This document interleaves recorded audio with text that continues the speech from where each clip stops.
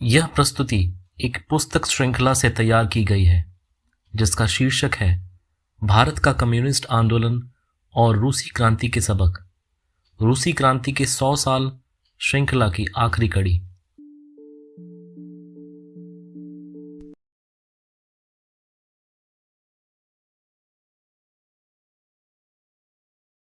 नक्सलबाड़ी किसान विद्रोह इन क्रांतिकारियों की एकता का केंद्र बिंदु बन गया। यह विद्रोह महज स्वतःस्फूर्त किसान आंदोलन नहीं था। इसकी वैचारिक और राजनीतिक पृष्ठभूमि योजनाबद्ध ढंग से तैयार की गई थी। इस संबंध में कहा जा सकता है कि जमींदारों के खिलाफ किसानों का यह विद्रोह भावी क्रांति की समग्र योजना के अंग के रूप में जन्म ले रहा था। इस पृष्ठभूमि की तस्वीर चारू मजूमदार के 8 लेखों में उभरती है। व्यवस्थित ढंग से लिखे गए ये लेख इस बात का ऐतिहासिक प्रमाण है कि उस विद्रोह के केंद्र और निर्विवाद नेता चारू मजूमदार थे। उनके दूसरे दस्तावेज में 1953 में विश्व ट्रेड यूनियन कांग्रेस में चीनी कम्युनिस्ट पार्टी के प्रतिनिधि के वक्तव्य का हवाला देकर यह नीति निकाली गई कि एशिया, अफ्रीका और लैटिन अमेरिका की क्रांतियां चीनी क्रांति के पद चिन्हों का अनुसरण करेंगी। यह निष्कर्ष निकालते समय उस परिस्थिति की मौलिक विशेषताओं को ओझल कर दिया गया। आसानी से यह भुला दिया गया कि चीनी क्रांति के सफल होने में साम्राज्यवाद के गला काटू संघर्ष के साथ साथ सोवियत संघ का कितना योगदान था। वर्तमान परिस्थिति में साम्राज्यवादी शक्तियों का अंदरूनी अंतर्विरोध इतना तीखा नहीं रह गया था और सोवियत संघ की भूमिका उलट गई थी। वह क्रांति को सहयोग देने के बजाय प्रतिक्रियावादी शक्तियों का मददगार बन गया था। सोवियत संघ की यह भूमिका भी संशोधनवादियों और क्रांतिकारियों के बीच मतभेद का आधार बनी थी। सोवियत संघ ने भारत की चौथी पंचवर्षीय योजना में 600 करोड़ रुपए की मदद की पेशकश की थी। संशोधनवादियों का मानना था कि इससे समाजवाद आएगा और जनवाद का आधार मजबूत होगा, लेकिन क्रांतिकारी मानते थे कि इस सहयोग से प्रतिक्रियावादी शक्तियां मजबूत होंगी।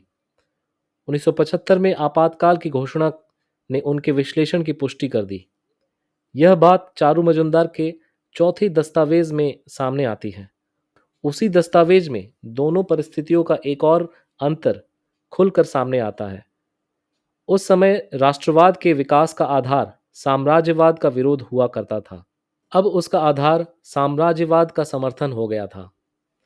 विश्व साम्राज्यवाद तथा भारतीय पूंजीवाद के इस बदलते संबंध और तेवर के बावजूद चीन की क्रांतिकारी रणनीति और कार्यनीति की हूबहू नकल करने की वकालत की गई। विश्लेषण की यह पद्धति मार्क्सवाद से मेल नहीं खाती थी। चीनी क्रांति की नकल करने में सिर्फ 2 बातों का ख्याल रखा गया। क्षेत्रवार सत्ता दखल की नीति के तहत दीर्घकालीन लोक युद्ध की योजना और गुरिल्ला युद्ध के तहत जनता के हथियारबंद संगठन की अहमियत। ये थी चारू मजूमदार के 8 दस्तावेज की मूल बातें, जिनकी छाप पार्टी के कार्यक्रम, रणनीति और कार्यनीति पर दिखाई पड़ती है। हालांकि पार्टी निर्माण की प्रक्रिया सही थी, इसके बावजूद क्रांतिकारी परिस्थिति के गलत मूल्यांकन के प्रभाव में वह जल्दबाजी का शिकार हो गई। नक्सलबाड़ी किसान विद्रोह को क्रांति का केंद्र मानकर शंखनाद करने वाले नेताओं के इर्द गिर्द सभी क्रांतिकारी शक्तियों की गोलबंदी शुरू हुई और अखिल भारतीय कम्युनिस्ट क्रांतिकारी कोऑर्डिनेशन कमेटी का गठन हुआ। यह काम भी चरणबद्ध ढंग से हुआ। 13 नवंबर 1967 को पहली घोषणा भारत की कम्युनिस्ट पार्टी मार्क्सवादी के क्रांतिकारियों की ओर से की गई, जिसमें 7 राज्यों के क्रांतिकारी प्रतिनिधि शामिल थे, और दूसरी घोषणा 6 महीने बाद 14 मई 1967 को अखिल भारतीय कोऑर्डिनेशन कमेटी के नाम से। पहली ही घोषणा में नक्सलबाड़ी किसान विद्रोह को पार्टी और देश के इतिहास में टर्निंग पॉइंट माना गया और इस तरह से संघर्ष सारे देश में खड़ा करने की घोषणा की गई।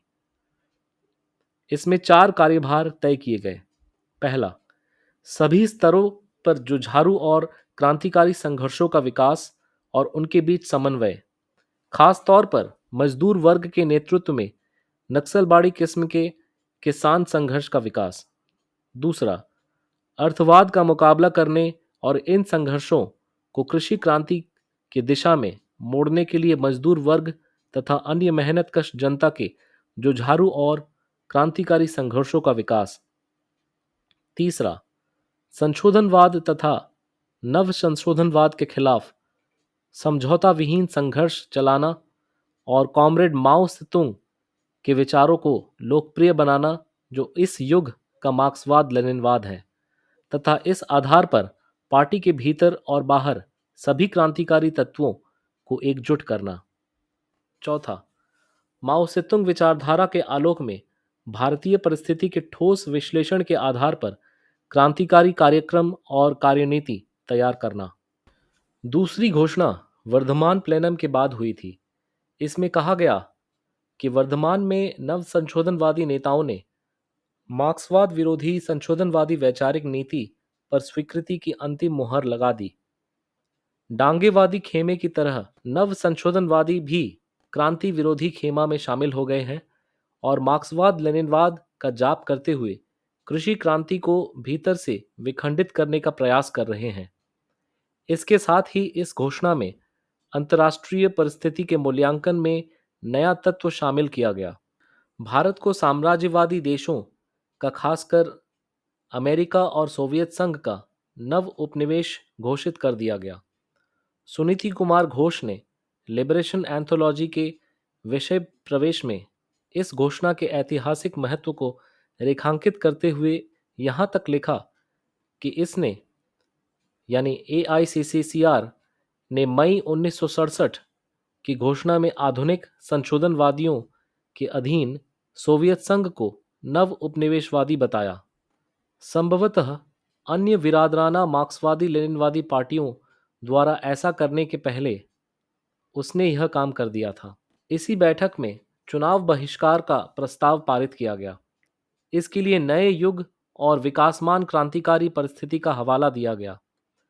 साथ ही यह भी अपील की गई कि महज चुनाव बहिष्कार का नकारात्मक नारा हमें ज्यादा दूरी तक नहीं ले जा सकता।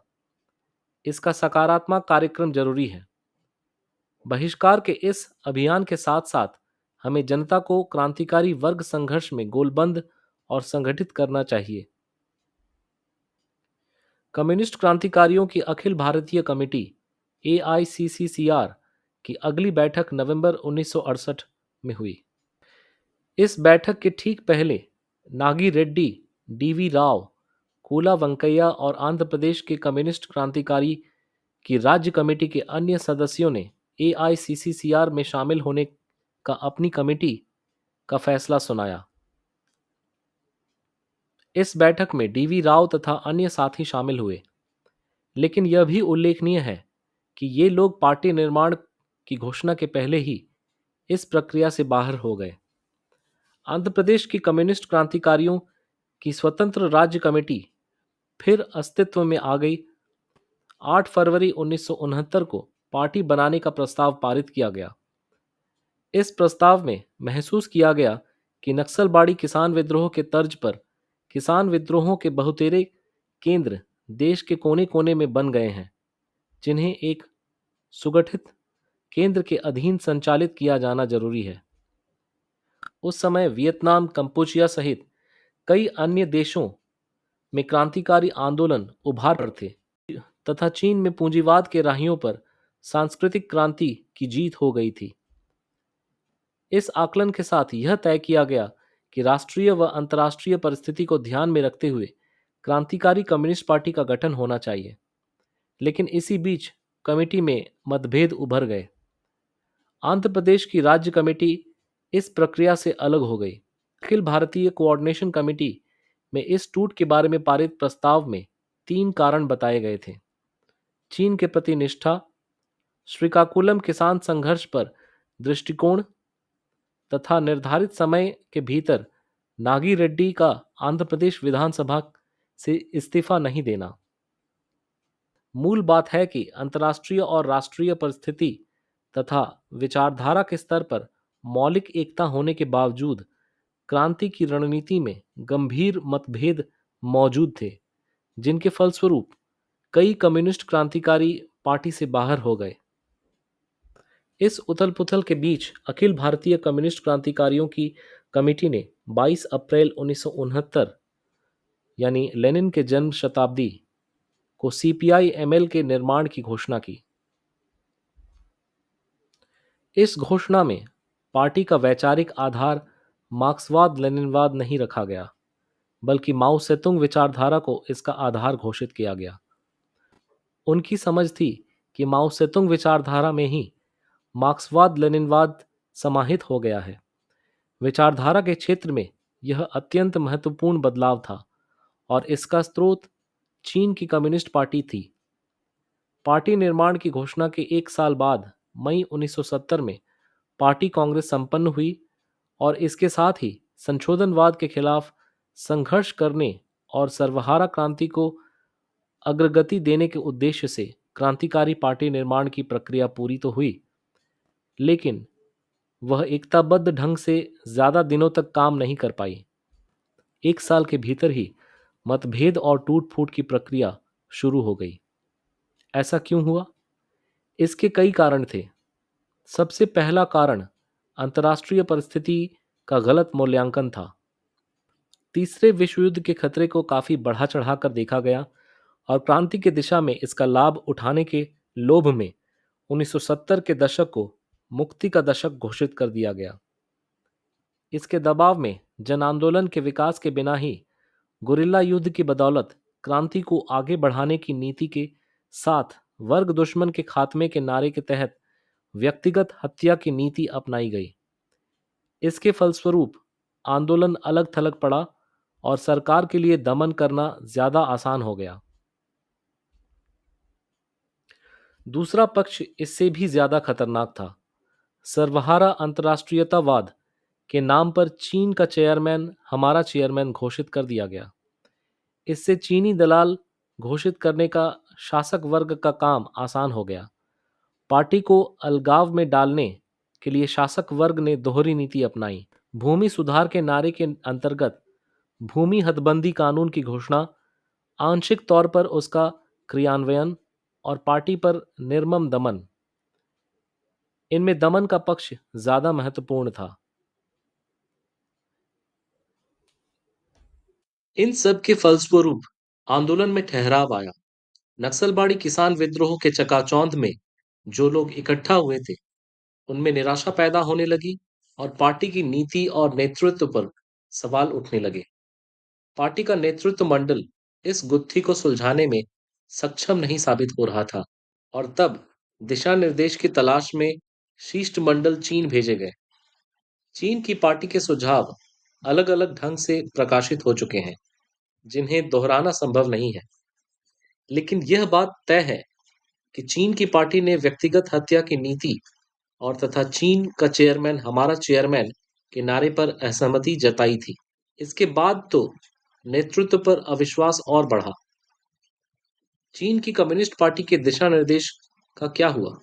कुछ नेताओं का कहना है कि चारू मजुमदार ने उसे दबा दिया, लेकिन दूसरा दृष्टिकोण है कि आंदोलन जिस रफ्तार में चल रहा था, उसमें अचानक दिशा बदलना संभव नहीं था। ऐसी स्थिति में वे बदलाव की दिशा में कदम बढ़ाने की तैयारी कर रहे थे। इसी बीच गिरफ्तार कर लिए गए और पुलिस हिरासत में ही उनकी मौत हो गई। इसके बाद तो संगठन में टूट फूट की प्रक्रिया और तेज हो गई। सैद्धांतिक और राजनीतिक भूलों व गलतियों के लिए उनकी जितनी आलोचना की जाए, लेकिन यह तो मानना ही पड़ेगा कि संशोधनवाद के खिलाफ अभियान उन्होंने छेड़ा और उनकी जो भी समझ थी, उसे व्यवहार में उतारने में सारी ऊर्जा झोंक दी। निर्माण के दौर में विश्लेषण व सूत्रीकरण की गलती क्या थी और उसकी जड़ें कहाँ थी? मूल गलती थी कि चीन की कम्युनिस्ट पार्टी की बातों को वेद वाक्य की तरह लिया गया। हमारे देश की कम्युनिस्ट पार्टी का नेतृत्व कभी भी ठोस परिस्थिति के अनुसार स्वतंत्र निर्णय लेने में सक्षम नहीं साबित हुआ। यह सबसे बड़ा संकट था। इस दौर में तो कोई इंटरनेशनल था भी नहीं। इसके फलस्वरूप माओ विचारधारा को इस युग का मार्क्स लेनिनवाद घोषित कर लेनिनवादी नीतियों को खारिज किया गया। इससे कार्यनीति में वामपंथी भटकाव का जन्म हुआ। दूसरी बड़ी समस्या पैदा हुई नव उपनिवेशवाद के दौर में अमेरिकी साम्राज्यवाद की नीतियों और भारतीय समाज में उसके प्रभाव को समझने में। जिस समय क्रांतिकारी पार्टी अपनी कार्यक्रम में सामंतवाद को प्रधान दुश्मन घोषित कर उसके खिलाफ सारी शक्ति लगा रही थी, उसी समय शासक वर्ग हरित क्रांति के नारे के साथ कृषि में साम्राज्यवाद परस्त पूंजीवादी संरचना बनाने का प्रयास कर रहा था।